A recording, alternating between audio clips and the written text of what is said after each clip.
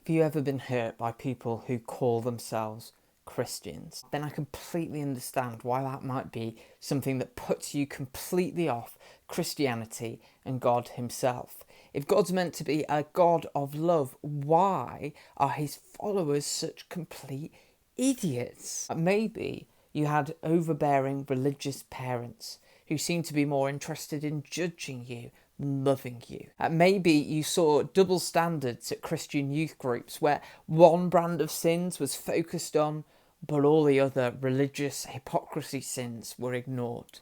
Maybe you felt a lack of acceptance whenever you've gone to a religious building. What is a Christian response to that?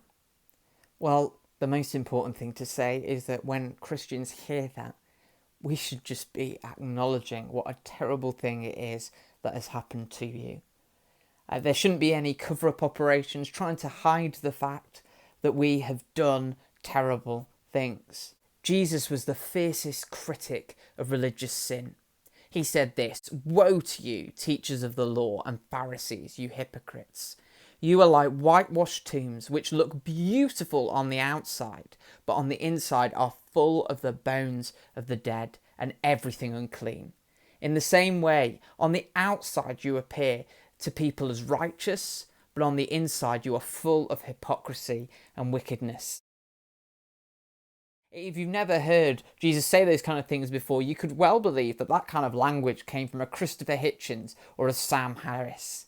But Jesus is completely honest about the sin that religious people do. So it would be wrong of me, as I explain an answer to this question, to say to you that there have never been bad things done. There have been some horrific things.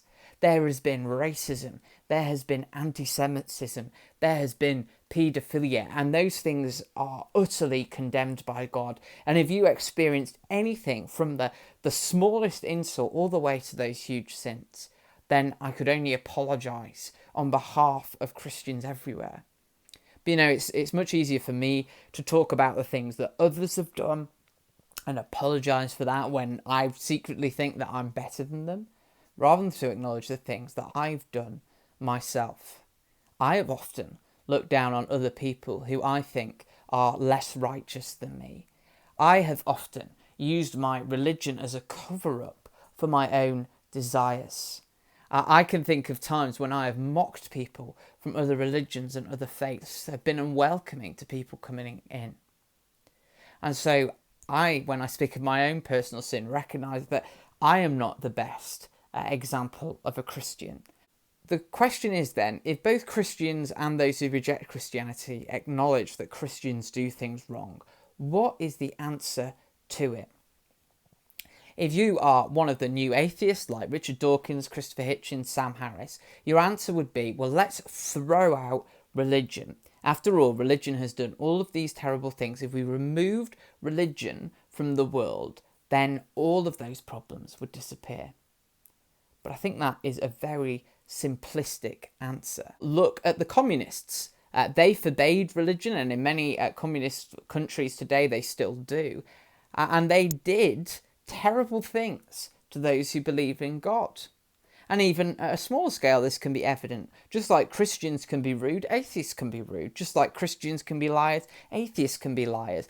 There is no philosophy in the world that takes away human evil. Ending religion will not end evil. And this is the reason why.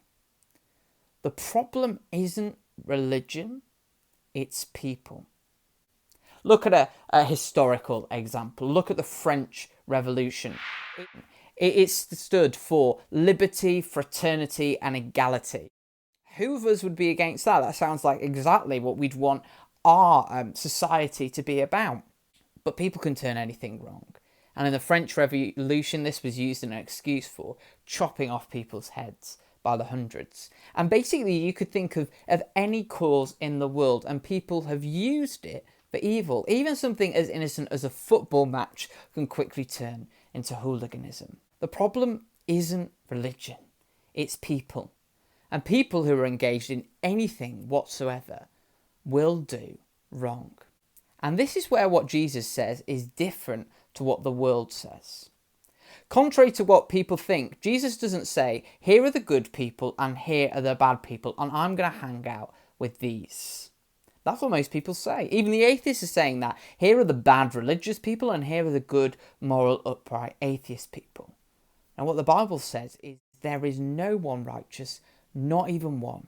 So that means that it is not the case that Christians have to try and pretend that we are this perfect group of totally righteous, totally good people. No. The Bible says we are all sinners. We are all broken. We have all gone off track. Religious people, irreligious people, all are the same. Christians are different, you see. We can say with all honesty that we are as bad as anyone else. We can acknowledge the flaws of Christians and we can acknowledge the flaws of ourselves because we recognise that we are all broken.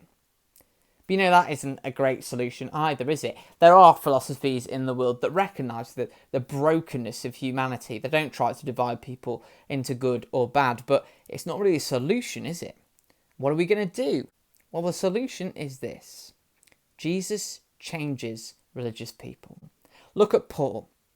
Paul was a man who was a very religious man. He tried to keep the law as best he could. But as a result of that, he ended up going around and murdering Christians, exactly the kind of person that most new atheists are against. And yet, he went on to die for his faith in Jesus. He went on to be the man who gave the greatest speech about love, 1 Corinthians 13. You probably heard it in a marriage at some point. Jesus changes people, and it changed me too. I can remember that despite my Christian upbringing, despite being taught what the Bible says, I used to be quite judgmental of other people. I used to think that being a Christian put me a cut above everyone else.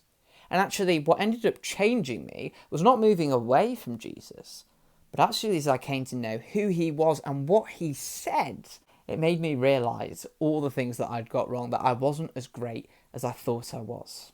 And Jesus does change people.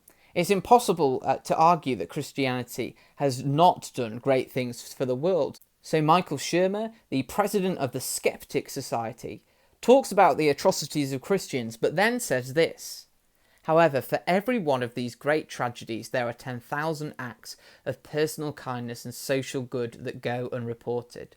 Religion, like all social institutions of such historical depth and cultural impact, cannot be reduced to unambiguous good or evil.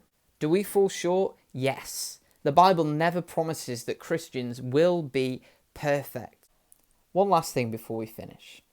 A lot of people would say, hey look, religion isn't totally bad, but the problem is if you take it to an extreme, if you become too into religion, that's where the problem arises. Well, I would say it really depends on what the religion is. So if the religion is a religion of violence, a religion of domination, then yes. But actually the religion of the Bible says love your neighbour as yourself. It tells us not to try and spread our faith at the end of a sword. So take, for example, the Crusades. I think every Christian would acknowledge that killing loads of Muslims and Jews just because they weren't believers was a terrible atrocity. But it's also worth noting that the Crusades happened at a time of extreme biblical illiteracy. The Bible was written in Latin and so could not be understood by the general populace. And so they came up with this idea. When people started to have the Bible translated into languages that they could understand, they tended to not fall into that same trap. You see, if they had taken their religion more seriously, they wouldn't have engaged in that kind of atrocity. People often think that Bible-believing Christians are the extremists, the dangerous types, that they're the ones who are going to go out and do all the evil things. But actually, it tends to be the opposite. And I would argue that just like we saw in the life of Paul, if we want to change an evil religious fundamentalist who is trying to kill people for his faith or who is committing some kind of atrocity, only through Jesus can someone like that be changed. What do you think? Well, let me know down in the comments, and I'd love also to know what other questions you have about Christianity, because I'd really like to answer them so that you can consider this for yourself and figure out whether it's true.